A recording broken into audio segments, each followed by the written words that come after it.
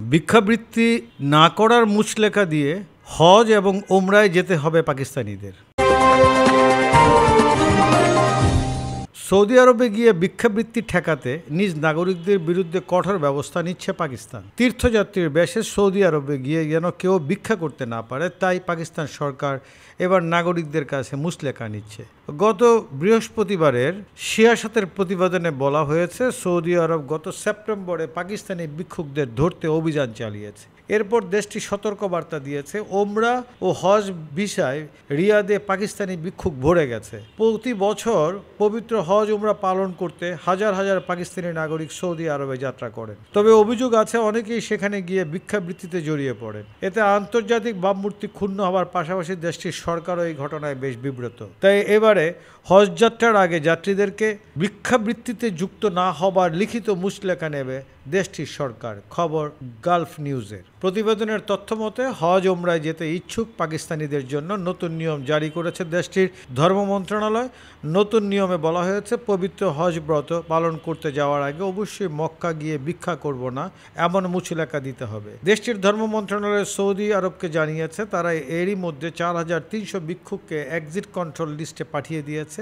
এই ব্যাপারে পাকিস্তান সরকার zero tolerance নীতি অবলম্বন করছে। মন্ত্রণালয় আরও জানিয়েছে, যারা দল বেঁধে হজ যেতে ইচ্ছুক তাদেরই অনুমতি দেওয়া হবে।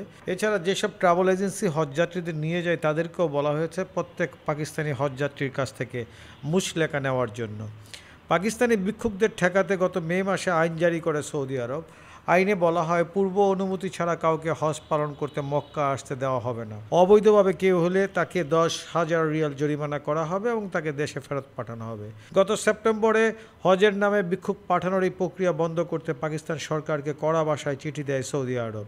সৌদি সরকারের চিঠি পাওয়ার পর পাকিস্তান নতুন করে ওমরা আইন প্রবর্তনের সিদ্ধান্ত নেয়, যার লক্ষ্য ওমরা ভবনের সুবিধা দেওয়া ট্রাভেল এজেন্সিগুলোকে নিয়ন্ত্রণ করা এবং তাদের আইনি তত্ত্বাবধানে আনা।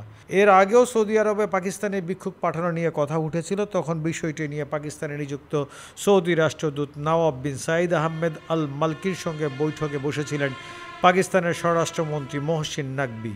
বৈঠকে নাকভি বলেছিলেন, সৌদি আরবে ভিক্ষুক পাঠানোর জন্য দায়ী মাফিয়ার বিরুদ্ধে কঠোর ব্যবস্থা নেওয়া হবে।